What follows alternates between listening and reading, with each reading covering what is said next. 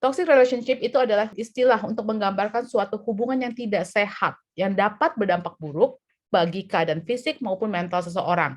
Jadi itu bukan cuman hubungannya tuh misalnya kayak kekerasan dalam rumah tangga, itu tuh tidak hanya efeknya dari secara fisik, ada kekerasan terhadap perempuan, terhadap suami, kadang-kadang anak, itu tidak hanya dalam bentuk fisik, yaitu yang dipukulin lah atau ditendang atau diapain, tapi juga kadang-kadang itu dalam bentuk verbal atau dalam bentuk yang mungkin kalau dalam pacaran mungkin tidak bentuknya tidak fisik, jarang lah kalau ketahuan misalnya pacarnya, kalau dalam hubungan pacaran mungkin pacarnya mukul kan pasti namanya orang tua si yang dipukul pasti akan marah kan. Mungkin lebih arahnya menghancurkan mentalnya. Nah, mentalnya seperti misalnya dibilang, kamu hari ini jelek banget sih, kok kamu nggak bisa tidak bisa menjadi seseorang yang aku mau gitu loh. Kamu hari ini tidak ngertiin aku. Itu bentuk-bentuk verbal. Yang lebih kalau dalam hubungan pacaran itu mungkin kalau verbal.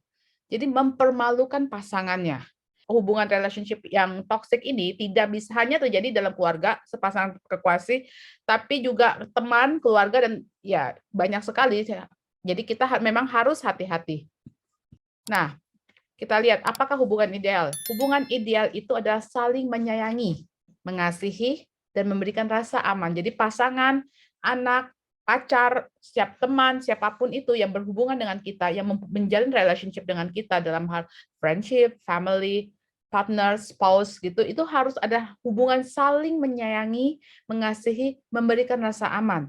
Sedangkan hubungan yang toksik itu adalah salah satu pihak akan berupaya untuk mendominasi, memanipulasi, mengontrol, dan mempermainkan pihak lainnya. Seperti yang tadi saya sudah berikan contoh, misalnya bentuknya verbal. Dia bilang, kamu jelek, kamu kayak monyet, atau kayak apa deh, itu yang kasar sekali bahasanya. Atau mungkin kalau sekarang lebih, saya perhatikan kalau dalam ketika saya melakukan konseling dengan murid-murid saya dalam hubungan pacaran mereka, kadang-kadang mereka ngomong, cara mereka tuh agak tersaru gitu loh. Maksudnya kata-katanya nggak sekasar yang saya baru bilang, "Kamu jelek seperti monyet," tapi mungkin, kamu kurang mengerti aku deh hari ini. Kan aku sudah bilang, aku tidak mau diganggu, kamu tuh benar-benar tidak pernah mengerti aku."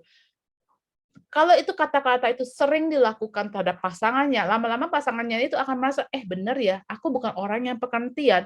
Itu benar-benar merusak self esteem anak tersebut, self esteem pasangannya. Nah itu, dan dampaknya adalah menurunkan harga diri, seperti yang saya baru bilang, anak itu dari anak yang percaya diri, anak yang punya self esteem yang baik, dikarenakan pasangannya berkata seperti itu dan dia merasa pasangannya mengerti dia dengan sangat baik, dan itu akan mengganggu sekali gitu, dan itu sangat tidak baik buat kesehatan mental, yang akan melit atau mendorong mereka menjadi stres, cemas, dan depresi. Side effect yang kelihatan tuh. Nah, inilah tanda-tanda dari toxic relationship. Jadi kalau you are in a relationship, jika ibu bapak dalam suatu hubungan atau melihat anak ibu atau teman atau siapapun, inilah tanda-tanda yang biasanya cukup kelihatan dan signifikan. Ada usaha mengontrol atau memaksakan kehendak kepada pasangan, kepada teman, kepada anak, kepada orang tua atau siapapun yang berhubungan dengan kita. Bentuk komunikasi sudah mulai tidak baik. Mungkin udah komunikasi satu arah. Pokoknya you listen to me. Hari ini pokoknya tidak ada kata lain, orang lain itu tidak ada opini, atau ibu atau bapak atau anak siapapun tidak punya opini terhadap suatu kondisi. Sulit untuk menjadi diri sendiri dan mengabaikan kebutuhan sendiri. Jadi intinya seperti yang saya contohkan kasus konseling di tempat saya, di mana anak itu berubah.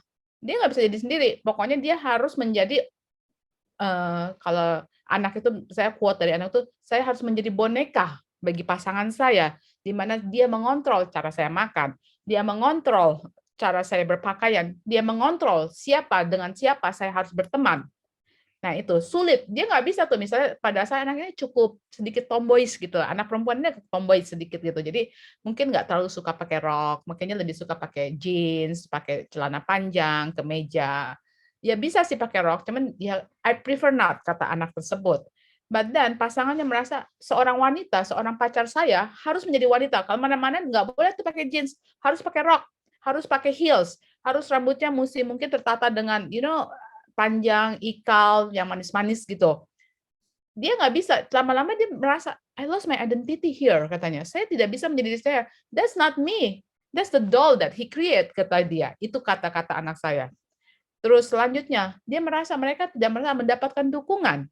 Jadi kalau dalam keluarga misalnya anak bilang, "Pak, Mas, saya mau ambil jurusan mekanik insinyur ya." Tapi keluarganya bilang, "Ngapain jadi insinyur? Insinyur susah tahu, nggak ada duitnya atau gimana. Mendingan kamu terusin pekerjaan papa, terusin perusahaan papa. Mendingan jadi dokter, mendingan jadi apa gitu." Tidak ada dukungan. Nah, ini lebih kelihatan cemburu berlebihan, selalu dicurigai dan dikekang. Pada dasarnya sebenarnya ini udah kelihatan pada zaman pacaran. Kalau mau meneliti lebih jauh, kalau pada zaman pacaran saja sudah cemburu berlebihan, selalu dicurigai dan dikekang, berhati-hatilah. Karena biasanya itu dimulai dari pacaran. Pacar itu maksudnya kalian tuh sebenarnya kalau namanya pacaran kan masa perkenalan ya, saling mengenal satu dengan lain, saling mengerti satu dengan lain untuk maju ke jenjang yang lebih jauh. Kalau di masa pertemanan ini yang lebih dalam ini aja sudah ada rasa cemburu berlebihan, selalu dicurigai dan dikekang, cukup berhati-hatilah karena dia nggak akan berubah. Belum tentu akan berubah. Itu akan sulit bagi seseorang untuk berubah. Selanjutnya, sikap tidak jujur. Jadi karena mungkin takut atau gimana, mulailah create story, mulailah berkata yang tidak jujur. Dan ya yang penting saya bisa manipulasi orang tersebut atau saya untuk menyelamatkan diri saya dari orang tersebut, saya harus berbuat bohong. Misalnya, kalau misalnya pasangannya bilang, "Kamu dari mana?" Dia tahu kalau dia ngomong saya lagi hang out with my friend, pasti dimarahin. Dia akan bilang, "Oh, saya dari rumah mama. Oh, saya lagi dari library. Oh, saya lagi dari tempat-tempat yang menurut pasangannya, orang tua atau siapapun bilang akan aman buat dia." So, dia akan berkata tidak jujur. Jadi berbohonglah dia. Misalnya anak, kalau dia tahu orang tuanya akan marah kalau tahu anaknya bermain dengan main bola lagi. Padahal udah dikasih tahu tidak boleh bermain bola karena kalau kamu bermain bola kulit kamu terbakar, kulit kamu ini, nanti kamu apa A B C D sampai banyak. Nah, anak itu akan berusaha untuk daripada saya kena marah, daripada saya kena pukulan dari orang tua atau hinaan dari orang tua lagi, saya bilang, "Oh, tadi saya belajar bersama teman di library. Cuman kebetulan karena dia kalau habis main bola kan pasti berkeringat ya, basah, dia bisa lanjut ceritanya. Oh, library-nya hari ini AC-nya mati. Jadi library-nya tuh panas. Kita belajar dengan panas-panasan, tidak ada kipas angin, tidak ada AC, makanya kita berkeringat." Segitunya orang bisa berkata tidak jujur kalau mereka udah merasa tidak aman. Dan yang paling parah salah satunya adalah menerima kekerasan baik secara verbal, fisik dan emosional itu dengan, "Oh ya udah saya terima, saya dipukulin karena saya salah. Saya dihina karena memang saya tidak baik. Saya diomongin gitu di keluarga besar atau diomongin di mana karena memang iya itu saya." Jadi itu benar-benar menjatuhkan kepercayaan diri seseorang, harga diri seseorang, self esteem seseorang sampai maksudnya sampai lower yang yang paling bawah gitu. Jadi mereka benar-benar menerima, "Oh iya, it's my fault." Kalau gampangnya, "Oh iya, it is my fault saya dipukul. Oh iya, saya deserve that." Saya benar-benar, "Iya ya, iya ya, kayaknya saya dipukul. Iya iya benar ya, saya dipukul kan. Iya, kenapa juga gue ini ya, kenapa saya begitu bodoh ya? Kenapa saya begini lagi ya? Kenapa saya." Jadi it's not about the other person, tapi about dirinya. Dia akan terima dengan sangat, "Oh iya, kalau saya dipukulin, oh itu normal. Kalau saya dihina itu normal." Sampai segitunya mereka udah nggak bisa lihat bahwa hukuman yang mereka terima itu sesuai dengan apa yang telah dilakukan apa enggak. Itu salah satu tanda-tanda dari toxic relationship yang cukup paling berbahaya ketika pride seseorang, self esteem seseorang dan self confidence seseorang itu udah mulai hancur dan menurun sampai tahap di mana dia udah merasa, "Yes, I'm nothing, I'm hopeless, I'm apa." Nah, ini yang cukup berbahaya. Nah, ada perbedaan utama kalau mau lihat antara true love dengan toxic relationship. Nah, ini lihat dua bagian ini ya Bapak Ibu semuanya. True love itu berfokus pada keseimbangan diri. Jadi kalau memang dalam hubungan Bapak Ibu dengan anak, pasangan, suami, teman dan siapapun yang namanya hubungan, itu harus ada keseimbangan. Tidak ada yang satu lebih berat, tidak ada satu yang kalau lebih berat dikit-dikit itu is completely normal. Maksud saya ini adalah keseimbangan itu tidak seperti satu di atas, satu di bawah sekali. Ini yang kayaknya lebih tinggi, yang ini paling rendah, nggak ada. Jadi pegangan kayak timbangan itu loh, timbangan weight yang kita bisa lihat kiri kanan mana yang lebih ini. Rata-rata seperti itu. Sedangkan kalau toxic relationship berfokus pada relasi, bersifat obsesif. Jadi mereka tuh ya kayak tadi, at least yang ini kamu di bawah, kamu posisinya di bawah aku, kamu nggak boleh begini, kamu seperti ini, kamu harus ikutin. Nah, itu sudah tidak baik tuh. Itu kelihatan kan perbandingannya antara satu di atas, satu di bawah. Kedua, ada kebebasan dalam relasi, baik dengan pasangan atau dengan teman. Biasanya kalau misalnya dengan pacaran, misalnya dengan kita konteksnya pacaran. Kalau pacarnya ingin berteman dengan orang lain, silakan dikasih. Oh, yang penting tahu. Oh, kamu pergi sama siapa sih? Oh, masih ini sini sini. Oh, oke. Walaupun dengan teman, mungkin pasangannya, misalnya saya seorang perempuan, pacar saya pasti seorang laki-laki. Nah, pacar saya bilang, kamu pergi. Oh, saya pergi sama si Thomas, si Budi, si Joko, si Ana, si Linda, si siapa, itu kan ada anak perempuan dan anak laki-laki. Nah, seorang pasangan yang baik, oh oke, you're going with them. Kamu pergi dengan fine. Tapi kalau untuk yang toxic, biasanya bentuknya dia keterlibatan penuh terhadap pasangan dan adanya ketergantungan emosi terhadap pasangan. Jadi itu bisa diteleponin, ditanya, kamu pergi sama siapa? Kalau ditanya, ada Thomas, Budi, Joko, siapa? Ngapain kamu pergi sama anak cowok-cowok gitu? Mereka nggak comfort karena mereka takut saya sebagai pasangannya ini akan melakukan sesuatu yang apa kasarnya melenceng jauh semua, nggak boleh pergi. Bahkan kadang-kadang saya pun sebagai korban itu tidak diizinkan untuk bermain dengan teman-teman perempuan saya karena bagi pasangan saya yang obsesif ini akan berkata, you are mine, kamu adalah saya, kamu milik saya bergantung, kalau nggak ada kamu, saya nggak bisa ngapa-ngapain. Nah, ini loh, bentuknya sudah menjadi obsesif. Bentuknya udah menjadi keterikatan yang sangat mengikat. Itu namanya toksik.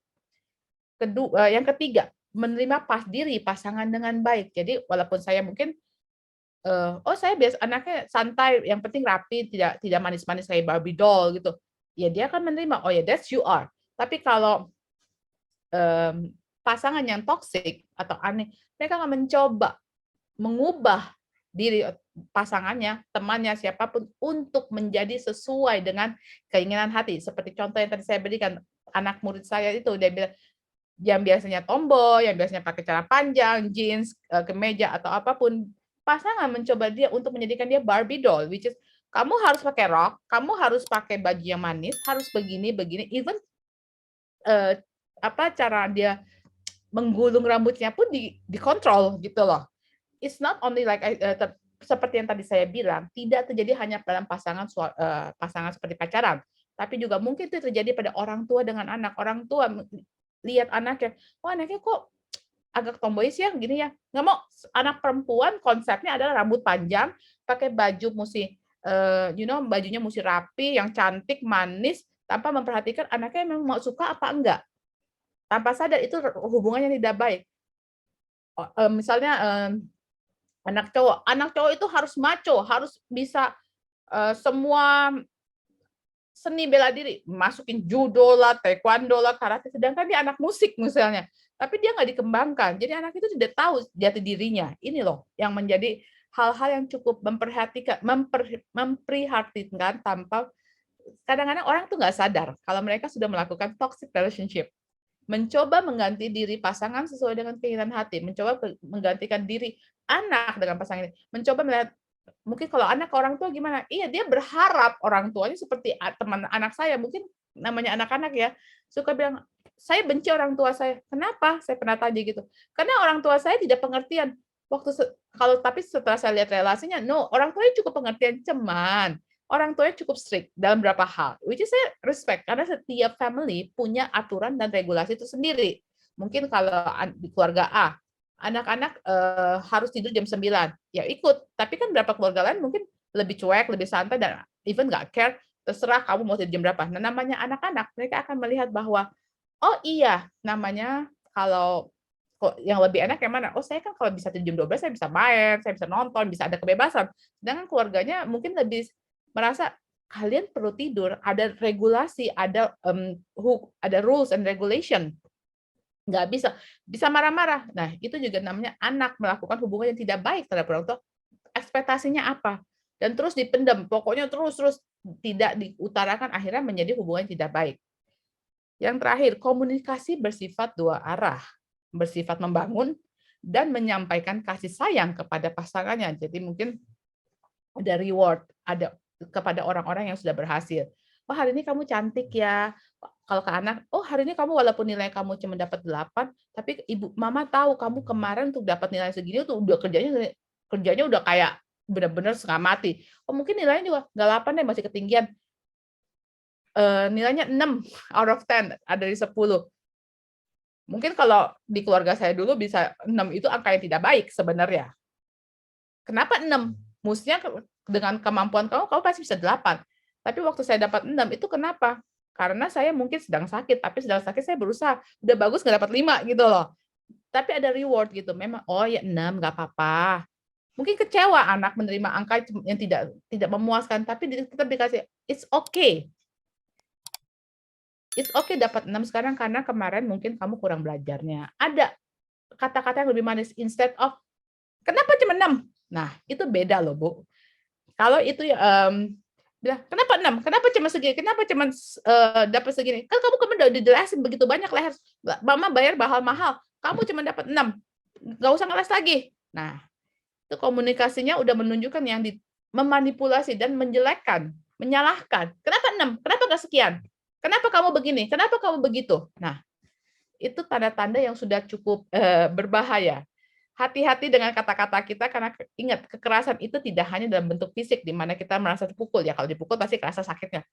Tapi kita sebagai orang tua, sebagai teman, sebagai pasangan, sebagai guru, apapun peran kita di tempat kita di manapun kita berada, we have to be careful. Kita harus berhati-hati dengan cara kita berbicara karena ya ada pepatah lidah itu tidak bertulang. Jadi dengan kata lain, apa yang kita bicarakan itu akan sangat bisa membangun, tapi juga bisa merusak atau menyakiti seseorang. Kalau kita berbicara soal attachment, pasti tentunya tidak lepas dari yang namanya ikatan emosional.